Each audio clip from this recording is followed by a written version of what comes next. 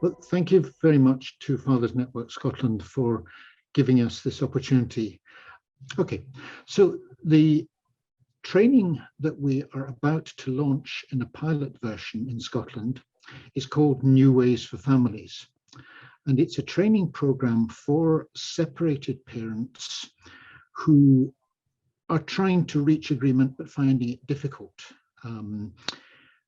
We came across this training when we were talking to the High Conflict Institute in America. So there's something coming on in the background as well. Right. Okay. We've been using this book, which, although Biff sounds like it's not a very appropriate title to give to separating parents, in fact, it's a really good guide to co-parent communication. And so we've known about this for quite a number of years. The organization who produced that, they're called the High Conflict Institute in America, are, so I'm still getting background noise. Okay. Is that causing any problems, Kathy? No, you're muted, Kathy. If you keep going, I'll keep an eye on it. I think I know where it's coming from. Yeah. Okay, that's fine. That's fine. Sorry. It's just disconcerting to have noise coming in my ears as I'm talking. Okay, so we have been talking with the High Conflict Institute for a number of years. They have developed an online training program which is supplemented by coaching, one-to-one coaching. And we feel that this is a really good method for reaching a lot of people, but also not just relying on them watching a video screen and learning that way. The coaching is the key part of it because it allows them to practice. But we'll talk a little bit more about that later. Let me just set the scene, because the reason for us wanting to provide training is because we feel that the current system of resolving family disputes in Scotland is not working particularly well.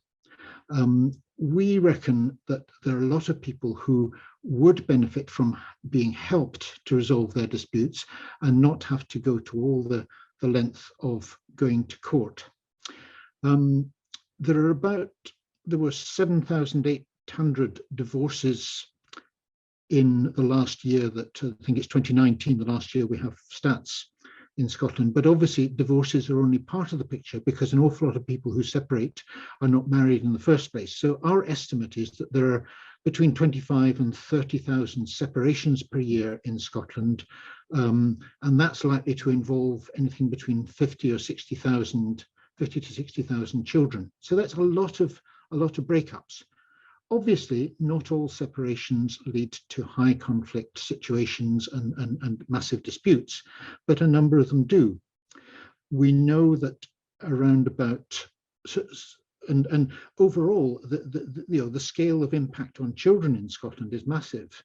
Again, the estimate is that about 30% of Scottish children experience parental separation during their childhood. So that's 250,000 children at any one time in Scotland who have separated parents.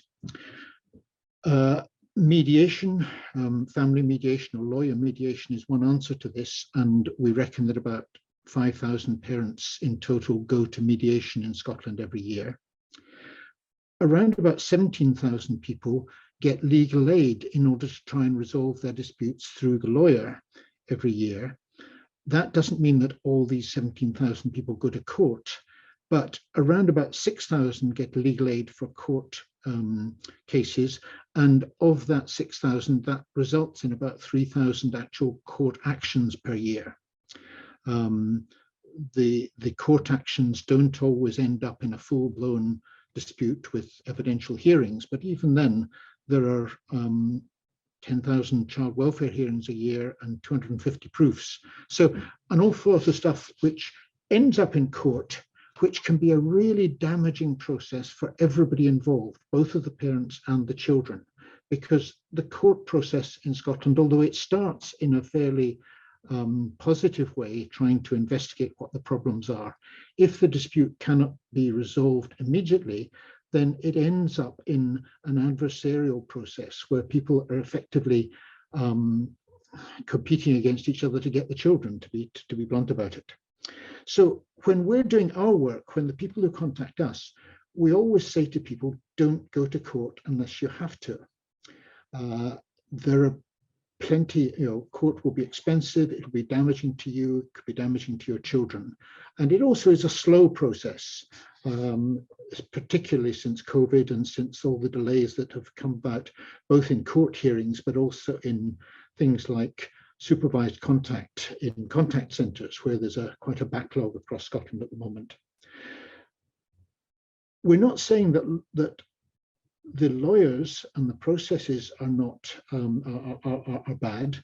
Having family lawyers to help people resolve problems is important, and family lawyers can do a very good job to try and get people to reach agreement rather than having to go to court and go through all these processes.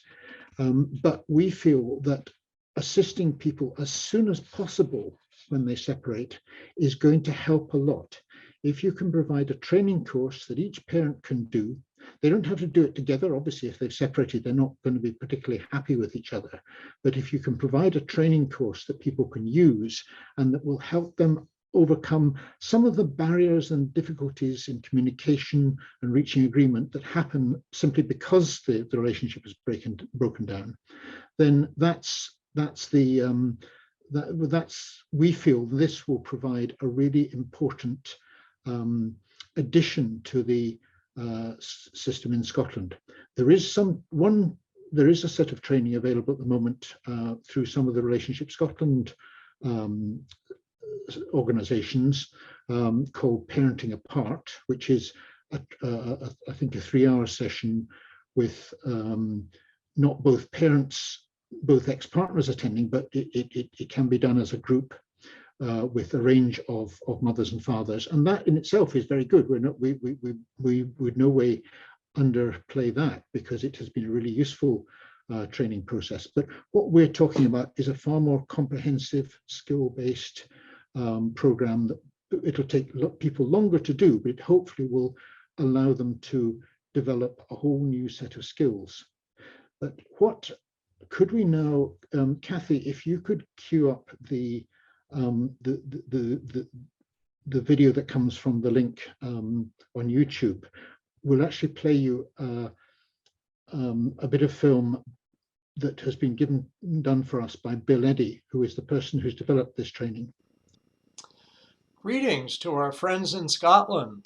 We're very excited that you're going to be using the New Ways for Families online program with coaching. I'm Bill Eddy, and I'm the Chief Innovation Officer of the High Conflict Institute based in California, and I'm the developer of the New Ways for Families method. I'm a family lawyer. For 15 years, I represented clients in family court as a certified family law specialist. I'm also a therapist. I'm a licensed clinical social worker, also in California. And I was the therapist first, and I have been doing mediations as well. When I became a family lawyer, I saw that a lot of the high conflict cases seemed to have people with mental health issues, including traits of personality disorders. And what I realized is they needed a different approach, that they needed to be really future focused, not insight focused, not past focused, and that they really needed a set of skills which they could learn. And so in 2009, I developed the New Ways for Families method, primarily as a counseling method. with the idea that both parents would learn the skills and they would reinforce each other in using the skills and in helping and teaching their children.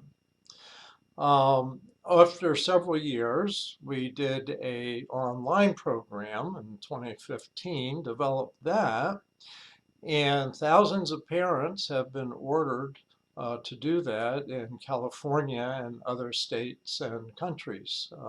The United States has been using this method now, Canada, and we're so excited that you are in Scotland.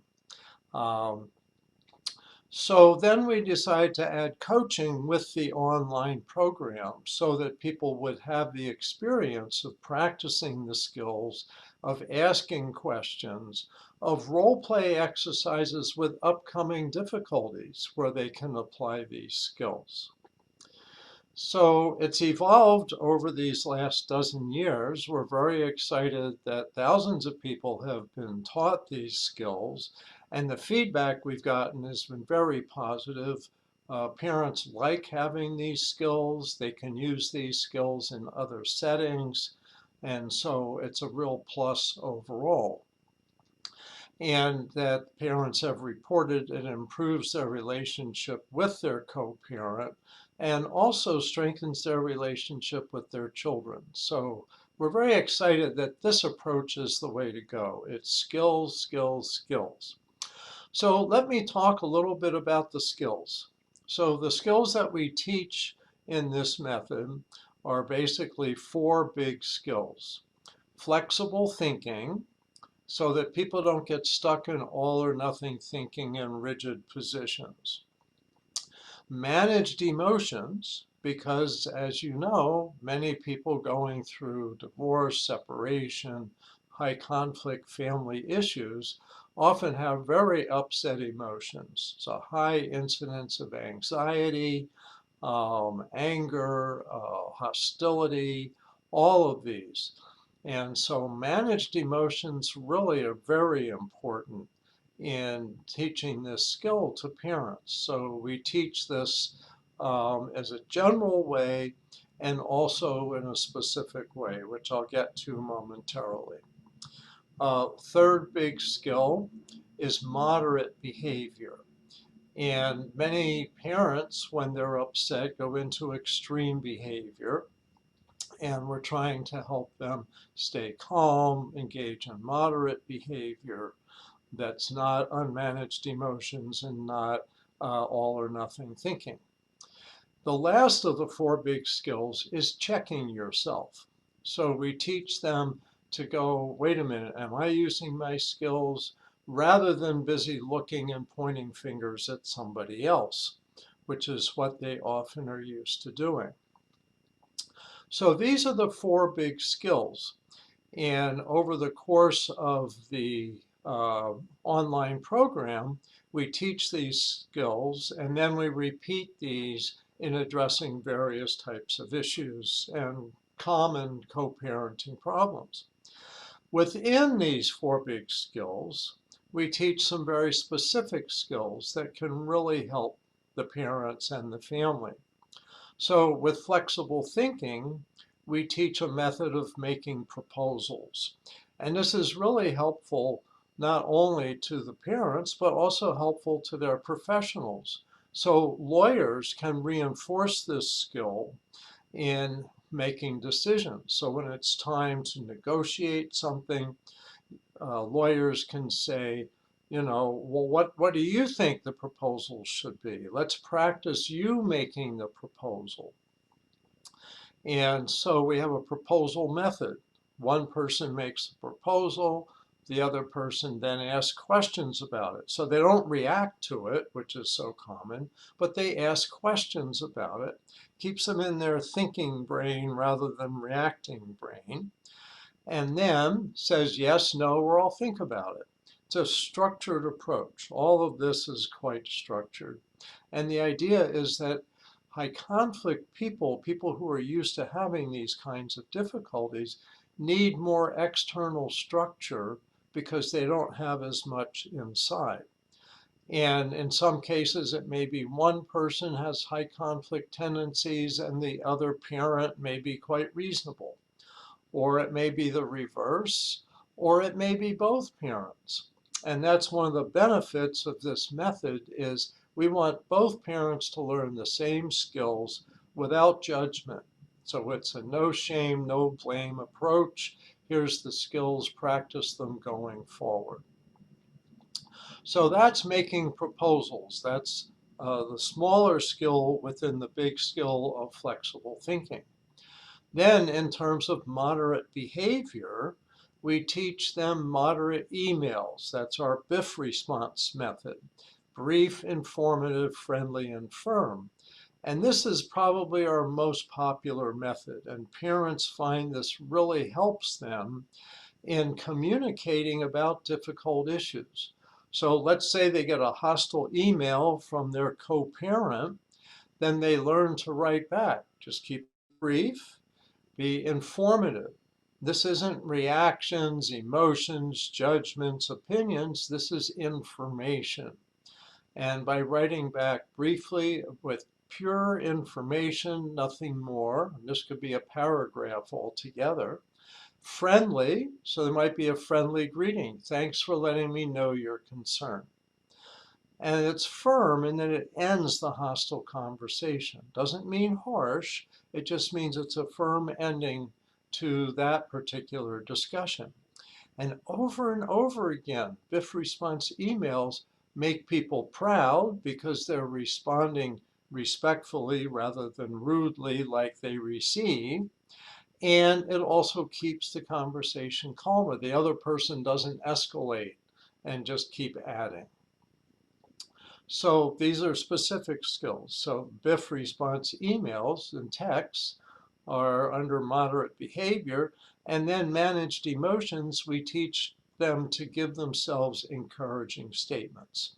So this is something that helps them help themselves through difficult times, whether it's a phone call with the other co-parent, whether it's a negotiation session, mediation, whatever setting, these skills help them stay calm, help them keep the other person calm to some extent, and also make decisions and solve problems. So they can use this with big things and little things. So that's just a snippet of what you teach, what we teach, what your coaches are going to be teaching with the online course. And it really can help all professionals in their work with parents. You can say, did you use a BIF response? I suggest you use a BIF response for that. Things like that. The more everyone reinforces these skills, the calmer everyone will be. So I look forward to hearing how it goes, and I want to wish you all the best. And hopefully someday I'll get to Scotland. I'd still like to do that. So best wishes. All right, then I'll say a little bit about that. Bill is based, he's the sort of founder of the High Conflict Institute in California. And Bill has got a background in family mediation, family therapy, and he's also worked as a family lawyer. And he has very close connections with the kind of sort of court and legal systems in California. So he's developed a sort of umbrella of approaches. And what we're piloting is one of them, because they also promote family counseling, family therapy, and various other sort of methods.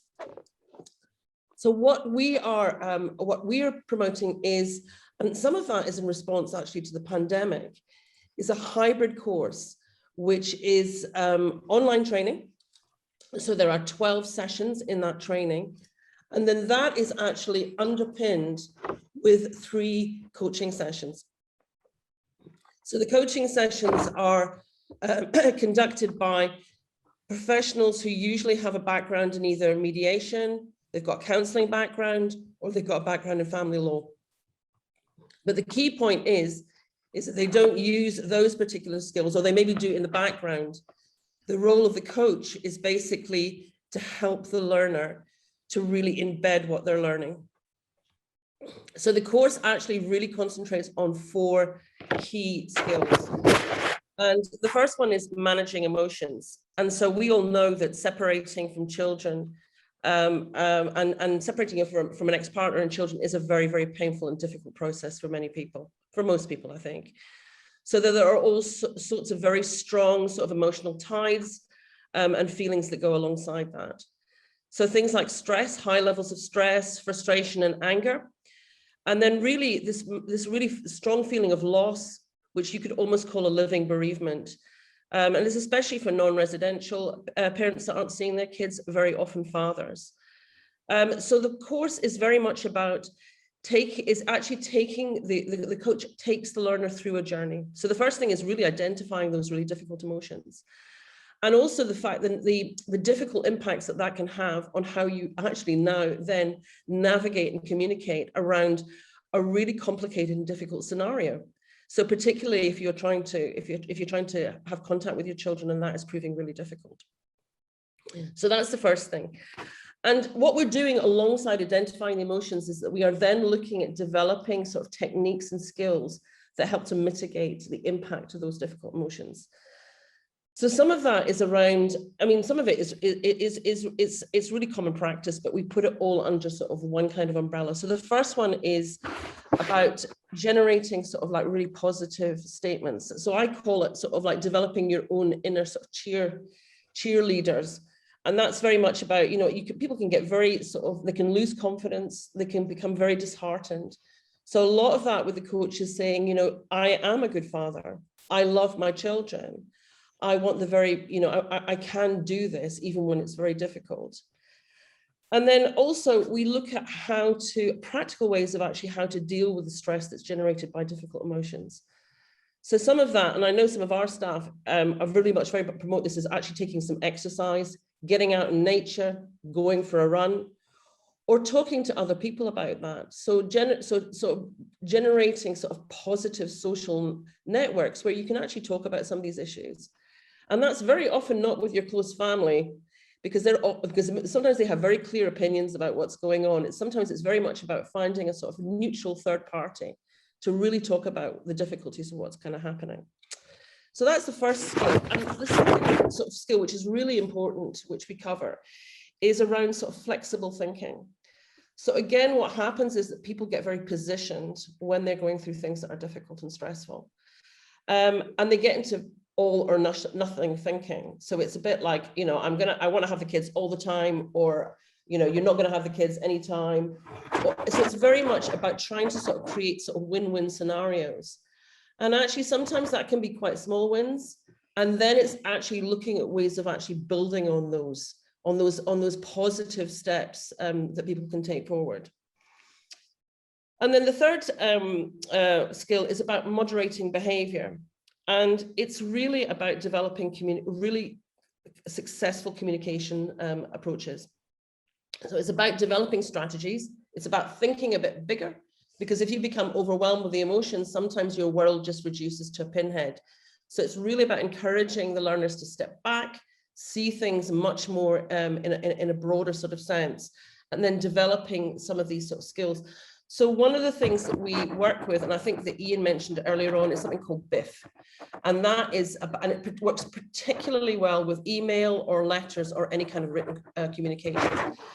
And that is, you keep it brief, you keep it informative. So it's not getting into who said what to who and all of that.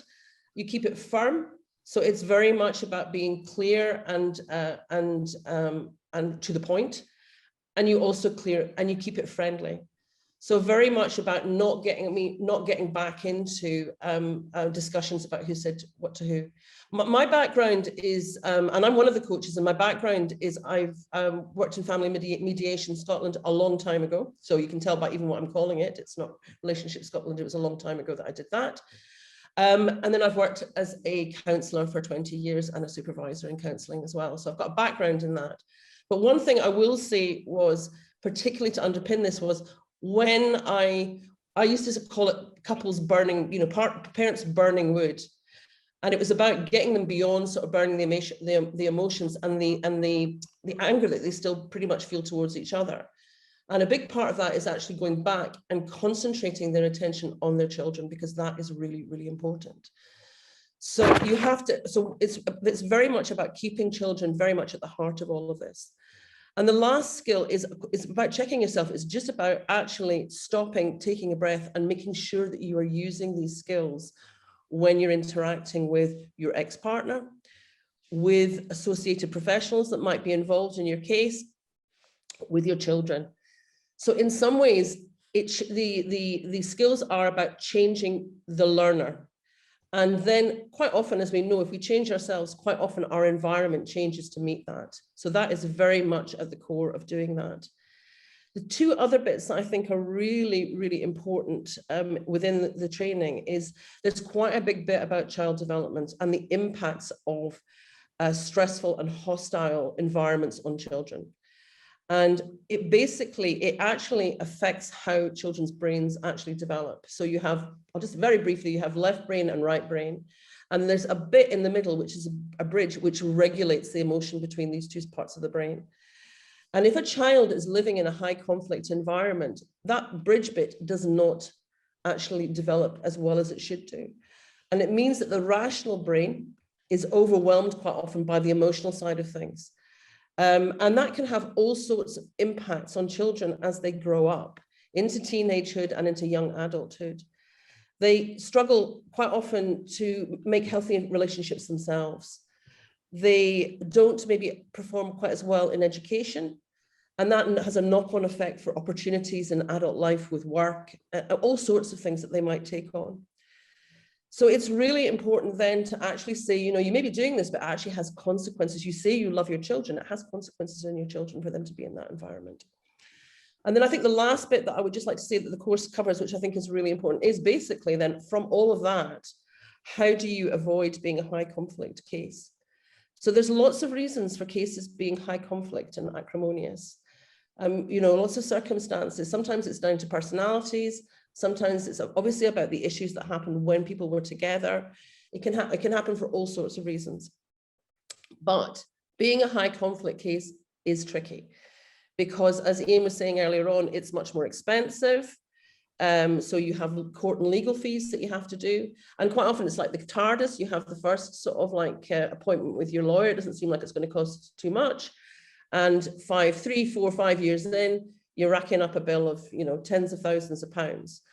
And then again, it's really about really underlying that this has a negative effect on children, you know, so not being able to actually moderate your behaviors, particularly around your children, is not a great thing. And then it really is about trying to encourage mature decision-making around parenting schedules. That is really, I think that's really, really key.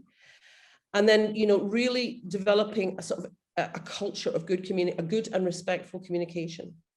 So some of the sort of just qualities that I would say that the training really does promote is empathy. So you are putting yourself in the shoes of the other person. Attention, so you are listening to what the other person is saying. And respect, and you know, trying to sort of generate sort of respectful communication between those two things. So I think I'll just maybe say a little bit as a coach. The coaching is really important, and what we do is we answer questions around the content of the course, but we also, most importantly, we do a lot of role playing then with the learners.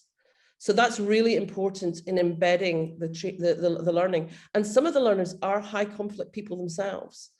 So actually, it's quite proven that sometimes it's more difficult, you know, and you have to actually go through the embedding of the information a little bit more and with a little bit more attention to detail. So that, and suddenly you can see the penny drops and their perspectives are moving around and changing. And they start to question, well, okay, how could I be doing this better?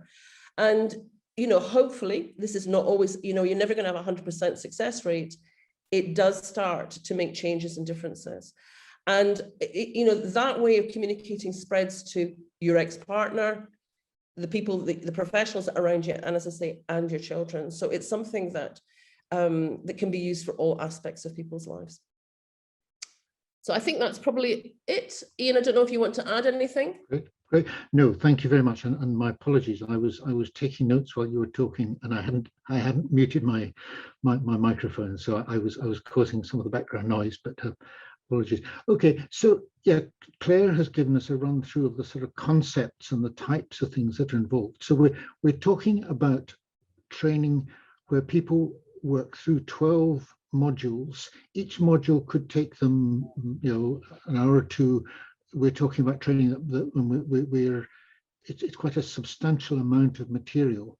And then they will have a coaching session at the start of the process. They'll have a coaching session midway through, and then a coaching session at the end. And each of these sessions will be helping them to practice the skills, making sure they understand it, and just generally supporting the learner. So it's hopefully it's a lot more powerful than just online training on its own. And we're not just saying this because we think it's right. We know from evaluation of this type of training that's taken place in Canada that it does have a very positive impact. There was a 5-year case study of New Ways for Families, not the online version, but the face-to-face training version, conducted in Medicine Hat in Alberta in Canada. And they found that they had in 130 cases, they had an overall success rate of 53%, and 40 of the cases, 44 resolved within the program, didn't require further legal decision-making. Further 10 were resolved through collaborative law, and others through mediation.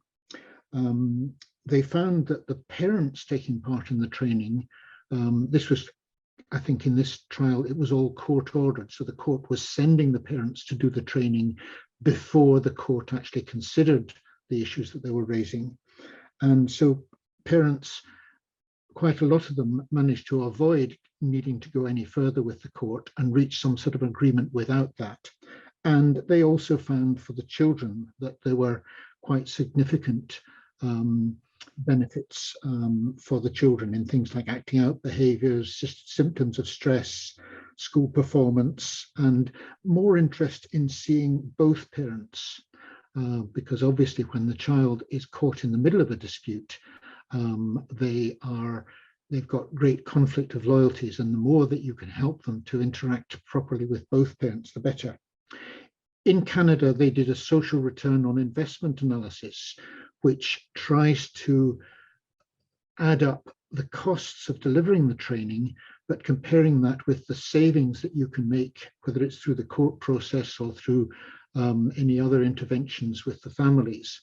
And they found it was about, for every $1 that was spent on the training, there was over $8 worth of return on the investment. We will be doing an evaluation of the training that we're carrying out in Scotland, because the first stage of what we're doing is we're going to be putting 50 parents through the training, and we're going to be evaluating it. We'll be asking these parents to take part in a range of surveys, both before, during, and after the training. We'll do some interviews with them and interviews with coaches. And we're trying to measure the impact on these 50 pilot cases so that we can have a more accurate indication of how well it works in Scotland. We are working with Professor Jeff Chang in Canada, because he was the person who did this study in Medicine Hat, and he is working with us to conduct the evaluation. And that is something which is literally starting around about now. As Claire said, we have already recruited coaches.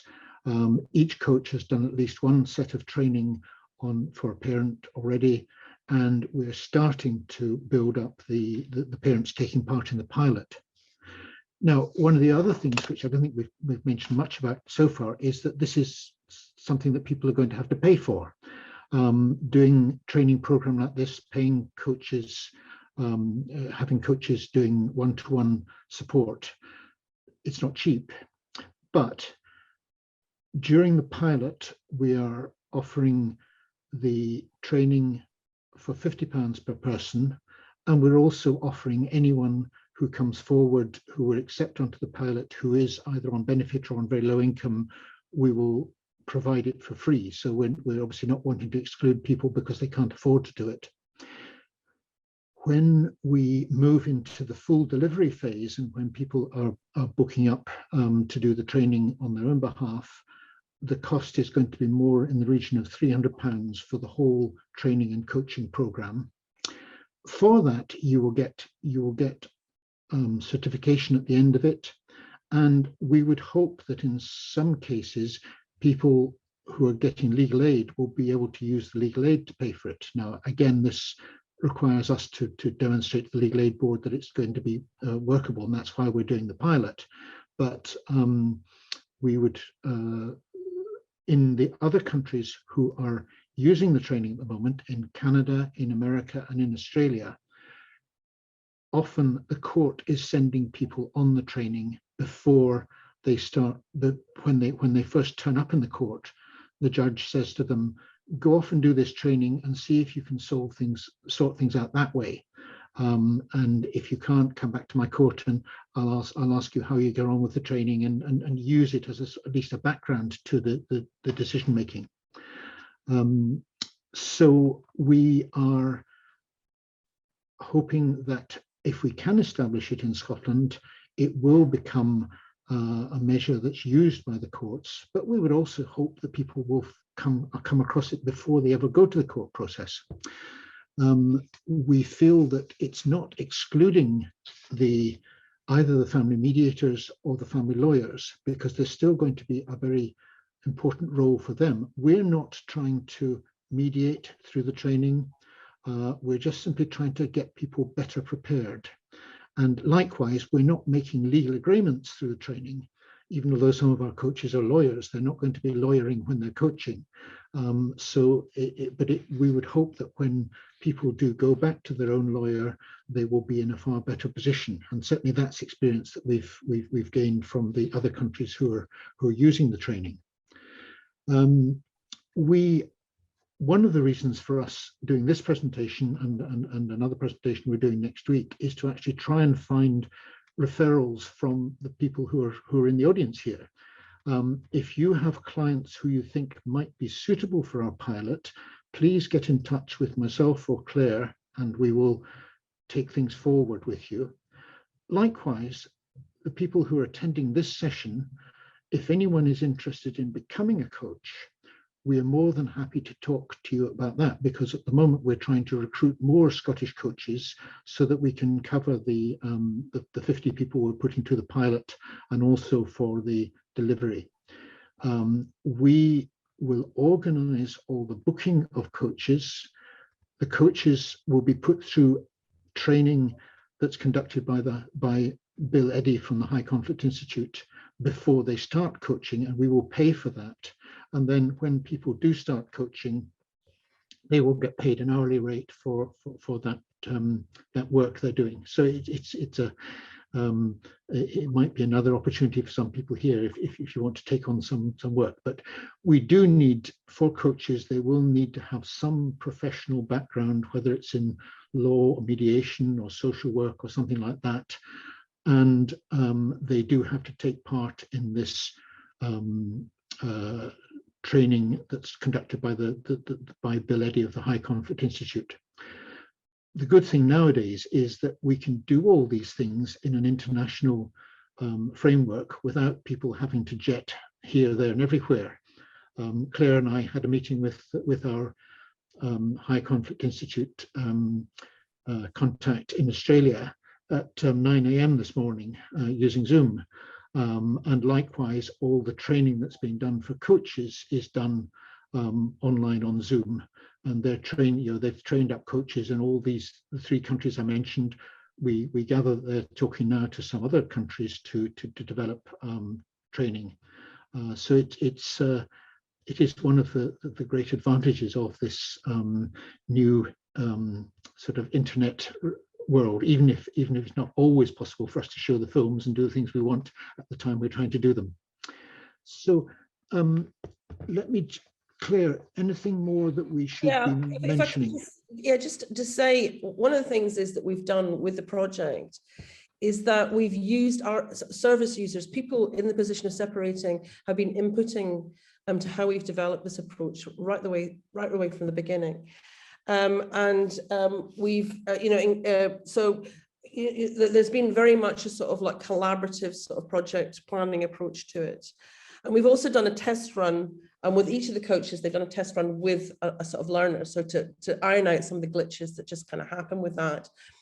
And I'm just wondering, and I know I'm putting this person on the spot a little bit, but Alistair Williamson, who's one of our staff who's actually here, has actually been through the learning. And I wondered if, Alistair, I wonder if you could maybe say just a couple of things about it. Kathy, is it possible to take him off? Ah, there we go. There we go. Yeah, good morning, everybody. Yeah, I've taken part in the training so far, and I think for me, as somebody who deals with people in crisis, people who call us are often very, here we go, are often very upset about where they find themselves.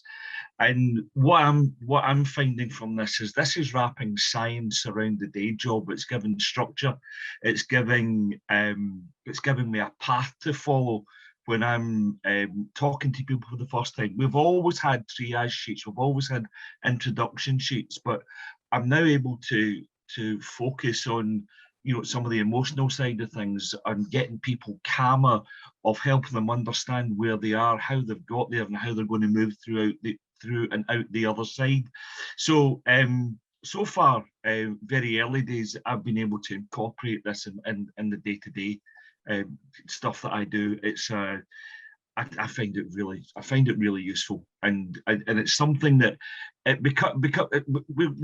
was doing this anyway, but now I've got terms to use. Now I've got reference points. Now I'm using the same language maybe as the mediators are using, maybe as the other professionals involved with them are, and I understand where people are coming from. But the course opens up with the recognition that how important it is that you protect your children from conflict, that you make sure that they don't witness the bad experiences going on between mums and dads, because it's harmful to them.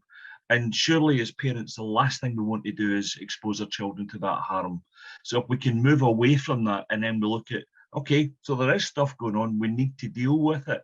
And we talk about the importance of, you need to understand you and where you are, but have you given thought to how your ex might be feeling, why your ex is responding in a particular way? And it goes through the science of how we think and how we respond. So no, to me, I'm very, very comfortable with it. It's an odd thing to say, but I'm actually enjoying this course because it's applicable. It's directly applicable to what I do. Thanks, Alistair. Over to you, Ian. Yeah, okay, well, I see one question in the chat already, which is, do we see this being rolled out outside of Scotland, or are there existing approaches already in operation in other parts of the UK? Well, part of that question is that at the moment, we've got an exclusive arrangement with the High Conflict Institute to deliver the training in Scotland. We want to get Scotland sorted out first and establish it here. There isn't, as far as we know, anything directly comparable in other parts of the UK, although we do know that organisations like CAFCAS have been doing things. Seems to be an awful lot of work in England at the moment about keeping people out of court. And there has been money spent by the Department of Justice in England on developing schemes. But as far as we're aware, this is the only training of this type available in Scotland at the moment, and we don't think there's anything similar in other parts of the UK. So if we manage to make things work successfully in Scotland, we would love to be able to extend it, and we do have counterpart organisations in both England and Wales that we could work with. Okay, another question here. Anything offered on advice regarding support for the children involved? Well, again, I mean, I mentioned before parenting apart, and one of the really good parts of parenting apart is that it's talking very much about children. There is quite a lot of coverage of children and how things affect children in this training, and there are other training programs that the High Conflict Institute has developed specifically for children, or specifically about parents interacting with their children. So although New Ways for Families is what we're focusing on at the moment, as this 12-unit online training and coaching program, there are other bits of training that have been developed by the High Conflict Institute that we might well look at introducing in the future. They've been working for, I think overall it's probably been developed over the past 20 years. So there's a lot of thinking and experience behind it already. And our feeling is that training about parental separation is going to be applicable in every country in the world, even if you've got to change the language a bit about how the courts work or whatever, and what the sort of underlying regulations are. Splitting up and supporting your children is applicable everywhere, and so that's why we feel reasonably confident that we can take an American training program and use it with very little modification in Scotland. Yes, in the learner handbook that we've prepared for the training, we have mentioned where there are differences, and obviously the Americans talk about attorneys, and they talk about judges rather than sheriffs and things like that. And the American system for child maintenance is different, but these are only sidelines to the actual training. The main bits of the training are about human skills, and that's why it's that's why it can be used in different situations. Anything? Sorry, I'm just looking to see if there are any other questions in here. Can I just add a little bit to that? Sure. Ian? I think one of the things is that this is a discrete piece of training, and it's and working with coaches. But one of the things that we've said to the coaches is it's really important, you know, for me, if you can't do it yourself, is to be able to signpost it effectively to other people. So I think as well, I think what it will do is that things that come out of the training, we refer back to ourselves, obviously, because we do a lot of support work around that, Shared Parenting Scotland. And from that, where we're not the best people to be doing that, we'll be referring that onto other agencies. And that's one of the reasons for us actually sort of like promoting that to to people like yourselves. So any other questions that people want to put in the chat that we can get to grips with? I have a couple of questions, Ian. Yes, sure. Okay, yes, yeah. So you as ever. Yes, jolly good. I was just wondering, obviously you're going through the pilot stage at the moment, but how do you anticipate the parents who you want to help finding you? So what's that pathway? Do you envisage that it will be through the court system, or are you going to market it, or how are you going to get to the people who you think might benefit? Well, there are a number of different routes. Obviously, some of the people who are coming forward at the moment are already our clients. We're also finding that the coaches themselves, coaches are either lawyers or social workers or mediators. They are referring some of their own clients. We've just picked up a referral which has actually come via one of the courts in Scotland, and they have referred both parents to come to our training. In our launch next week, we will be promoting it to lawyers and other professionals across Scotland. And the idea there is that we're looking for referrals from them. We will be publicizing it, and all these fancy films that we'd hoped to be able to show you this morning are going to be part of our promotion. This is something which we want to, we don't need to get hundreds of people taking part in it right at the start. We do want to have a relatively gradual build-up, because it helps us to develop all the systems properly. It helps us to get the right number of coaches involved. But we would, I think we will be looking to all sorts of publicity in the future.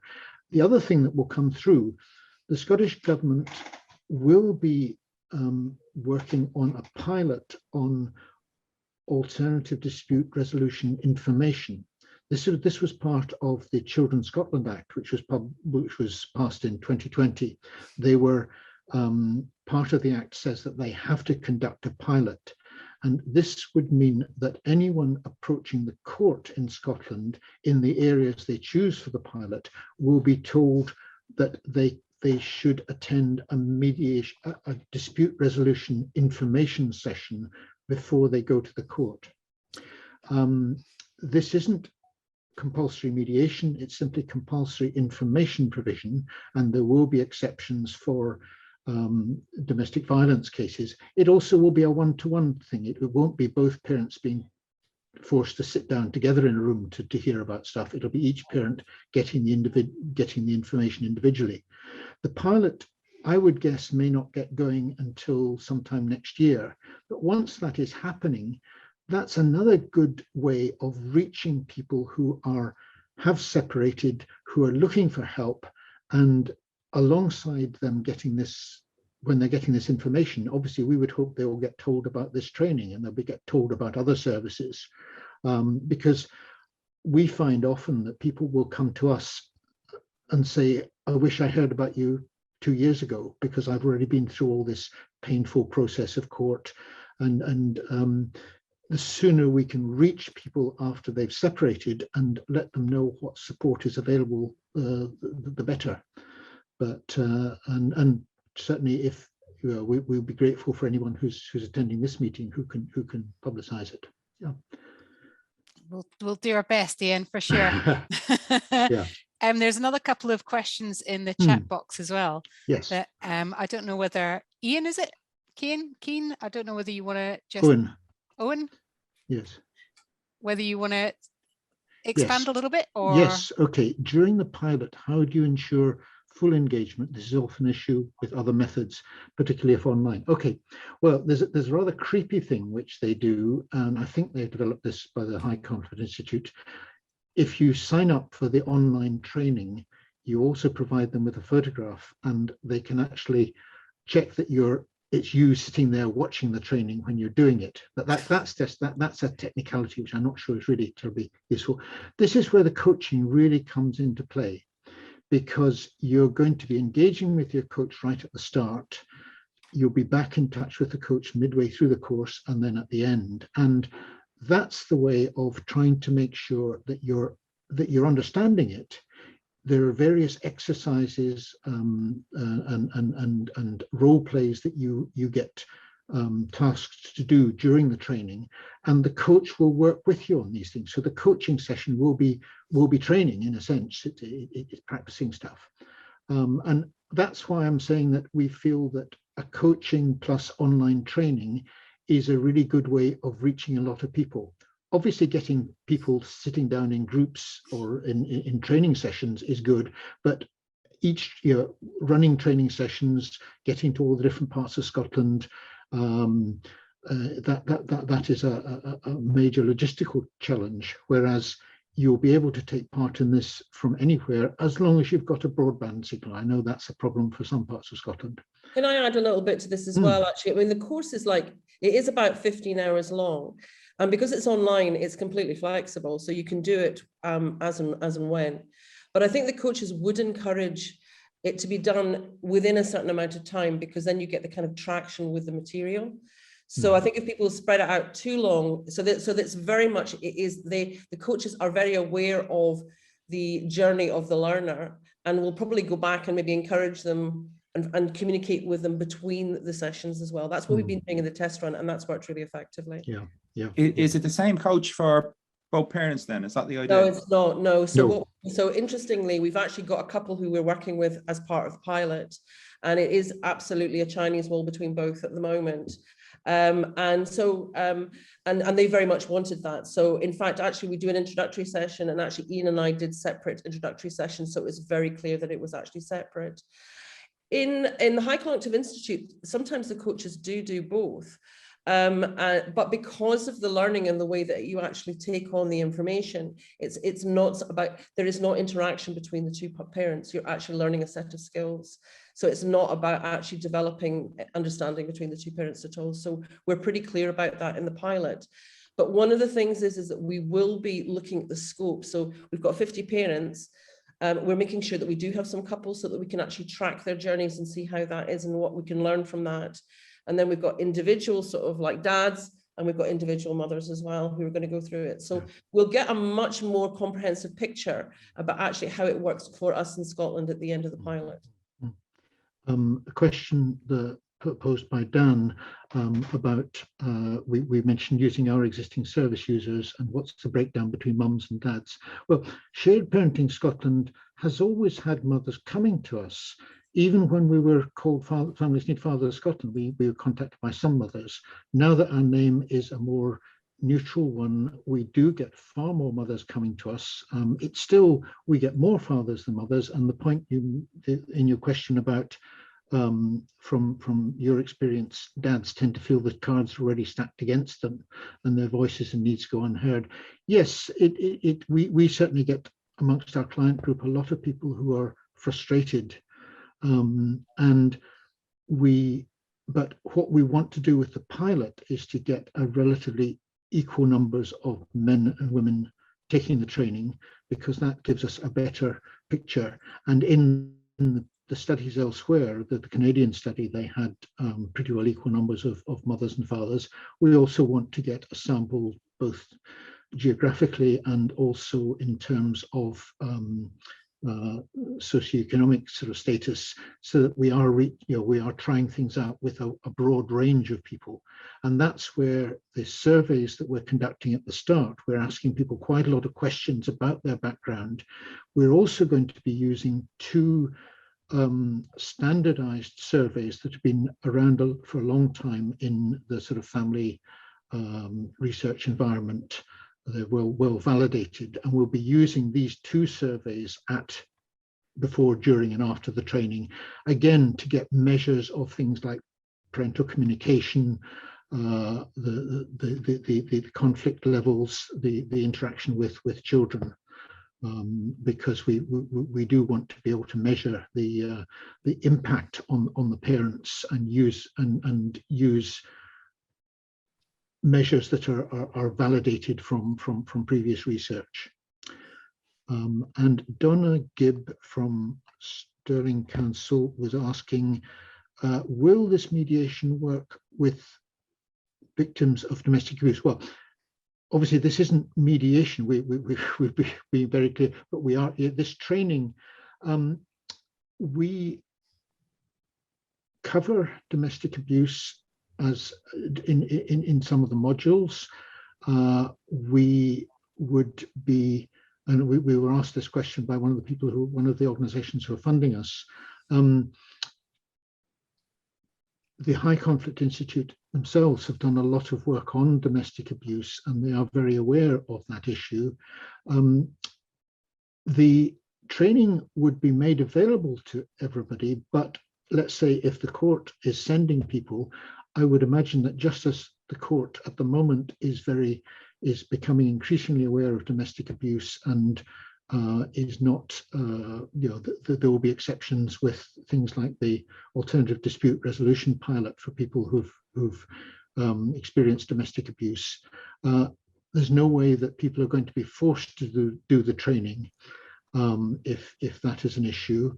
And if people do raise domestic abuse as they're going through the training, if they raise it with their coach, our coaches would be making appropriate referrals.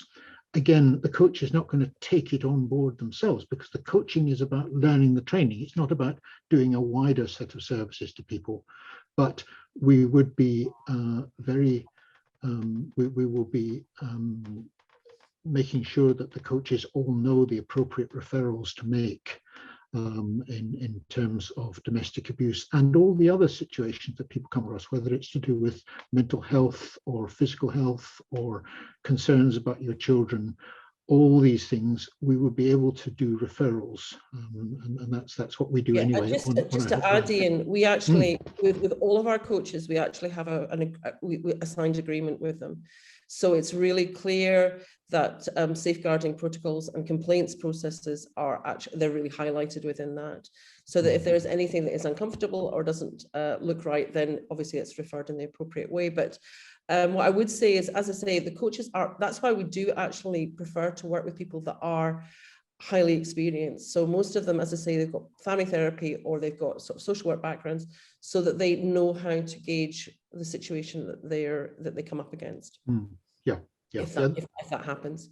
Yeah. I know the coaching is a really responsible and important job, because you are getting this one-to-one support. You'll get 3 coaching sessions. We're saying they should be about an hour and certainly no longer than 90 minutes, but that's just because we don't want to overburden people with it, and the coaches are not meant to be taking on the legal advice or anything like that. That's not their role. It's about practicing the skills and referring people on to appropriate sources of support. Yeah, and we also do a contract with the learners as well. So all of those things are very clearly stated in that contract as well, so that they know what they're getting, and they know what they're not getting. Right. Anything else coming through? Any other questions? I think I'm mindful of time, yep. not running over. If anyone's got any last comments or questions, do ask just now. It's certainly given me lots of food for thought, I have to say. I'm particularly interested in the effects of conflict on the child's brain development. It's really interesting. And if you could, I mean, personally, I'd be really interested if you could point me in the direction of any literature around that, because I think it's fascinating, actually, and really underpins the work that you're doing. Before we go, I'll just put in the chat box our evaluation form.